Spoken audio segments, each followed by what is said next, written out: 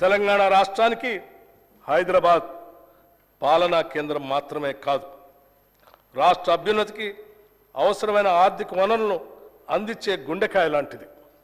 హైదరాబాద్కు ఈ ఆర్థిక శక్తినిచ్చింది గత కాంగ్రెస్ ప్రభుత్వాలే.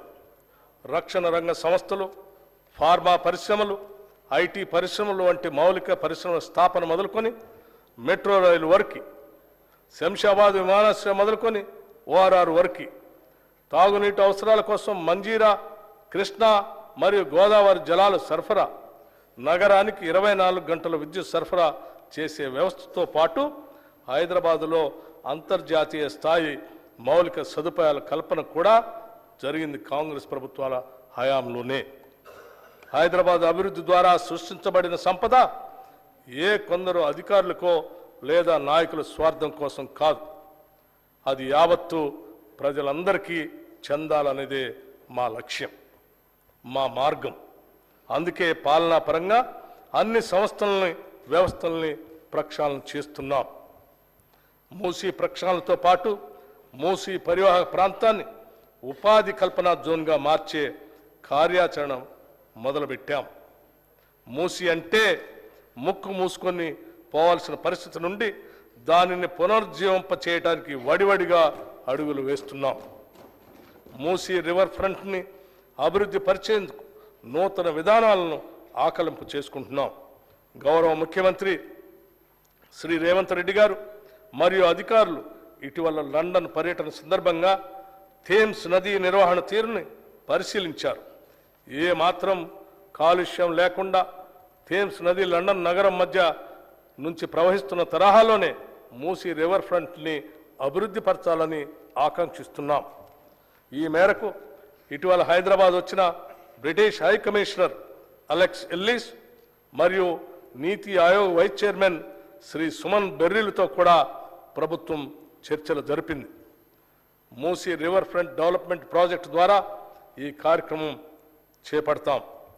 దీనిలో భాగంగా పాదచారుల జోన్లు, పీపుల్స్ ప్లాజాలు, పాత నగరంలోని హెరిటేజ్ జోన్లు, హాకర్ జోన్లు, చిల్డ్రన్స్ థీమ్ పార్కులు, ఎంటర్టైన్మెంట్ జోన్లు అభివృద్ధి చేస్తాం. మూసీ నదీ తీరాన్ని ఒక పర్యావరణ హిత పద్ధతిలో సమగ్ర ప్రణాళికతో అద్భుతంగా తీర్చిదిద్దుతాం. మన సాంస్కృతిక కట్టడాల పరిరక్షణ కూడా ఈ పథకంలో భాగంగా అమలు చేస్తాం. దీనికి కావలసిన నిధుల్లో ఎక్కువ శాతం నది చుట్టూ ఉన్న భూముల్ని వాణిజ్య అవసరాలకు అనుగుణంగా మార్చి సమకూరుస్తాం. భవిష్యత్తులో ఈ project Charminar, hitech city, Salarjung museum మరియు ఇతర పర్యాటక స్థలాలతో సమానంగా పోటీ పడుతుందనటంలో ఎటువంటి సందేహం లేదు. హైదరాబాద్ మెడలో అందమైన హారంలాగా మూసీ నదిని తీర్చిదిద్దుతాం. దీనికోసం 1000 కోట్ల రూపాయలు ఈ బడ్జెట్లో ప్రతిపాదిస్తున్నాం. తెలంగాణలో అభివృద్ధి వికేంద్రీకరణకి ప్రభుత్వం కట్టుబడి ఉంది.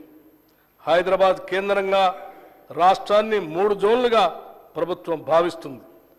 ఔటర్ రింగ్ రోడ్ లోపల ఉన్న హైదరాబాద్ నగరం పట్టణ ప్రాంతంగా, ఔటర్ రింగ్ రోడ్డు, ప్రతిపాదిత రీజనల్ రింగ్ రోడ్డు మధ్య ఉన్న ప్రాంతం పెరి అర్బన్ జోన్గా, ప్రతిపాదిత రీజనల్ రింగ్ రోడ్ ఆవల ఉన్న భాగాన్ని గ్రామీణ జోన్గా నిర్ధారించి దానికి తగ్గట్లుగా అభివృద్ధి ప్రణాళికలు సిద్ధం చేయాలని ప్రభుత్వం ఆలోచిస్తుంది.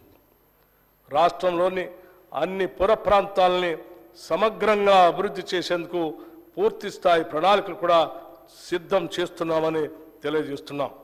రాష్ట్ర ఆర్థిక సిఫార్సుల మేరకు పట్టణ ప్రాంత అభివృద్ధికి నిధులు విడుదల చేస్తాం. ఈ బడ్జెట్లో పురపాలక శాఖకి 11,692 కోట్ల రూపాయలు ప్రతిపాదిస్తున్నాం. రైతు బాగుంటేనే ఊరు బాగుంటుంది. వ్యవసాయం లాభసాటిగా ఉంటేనే రాష్ట్రం యొక్క ఆర్థిక